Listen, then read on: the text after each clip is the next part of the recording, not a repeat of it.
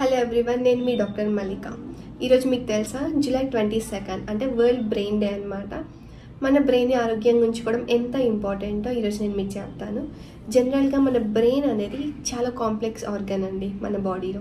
ఎందుకంటే మన బ్రెయిన్లో మిలియన్స్ ఎలక్ట్రికల్ వైర్స్ ఉంటాయి. ఎలక్ట్రికల్ వైర్స్ అంటే ఏం లేదు, మన మెడికల్ టర్మ్లో చెప్పాలి అంటే యాక్సాన్స్.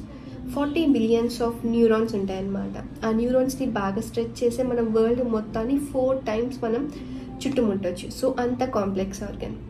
మన బ్రెయిన్ మంచిగా పని చేస్తేనే మనం పొద్దున లేచినప్పటి నుంచి పడుకునేదాకా యాక్టివిటీస్ అనేవి బాగా చేస్తాం. లైక్ పొద్దున లేవడం, ప్రశాంతంగా పడుకోవడం, ఏదైనా డిసిషన్ మేకింగ్లో డ్యాన్స్ చేయడం, చదువుకోవడం, పాటలు పాడడం, ఆడుకోవడం, ఎవ్రీథింగ్ మనం చేసే ప్రతి పని మన బ్రెయిన్ హెల్ప్తోనే చేస్తున్నాం. సో మన బ్రెయిన్ ఆరోగ్యంగా ఉంచడం చాలా ఇంపార్టెంట్.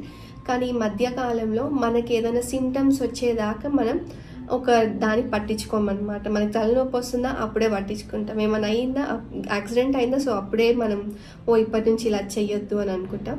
అది కాదండి, మనకి రాకముందే మనం చాలా జాగ్రత్తగా ఉండాలి. సో బ్రెయిన్ని ఆరోగ్యంగా ఉంచుకోవాలి అంటే ఫస్ట్ ఆఫ్ ఆల్ ప్రాపర్గా ఫుడ్ తీసుకోవాలి, హెల్తీ ఫుడ్ తీసుకోవాలి, ప్రాపర్గా స్లీప్ ఉండాలి. సఫిషియంట్ స్లీప్ అంటే 7 to 8 hours మినిమం పడుకోవాలి రోజుకి. మళ్ళీ స్మోకింగ్, ఆల్కహాల్ లాంటి పనులు అస్సలు అలవాటు చేసుకోవద్దు. ఒకవేళ వెహికల్లో ట్రావెల్ చేస్తున్నాము అంటే హెల్మెట్ అండ్ సీట్ బెల్ట్ ఖచ్చితంగా ఫాలో అవ్వాలి.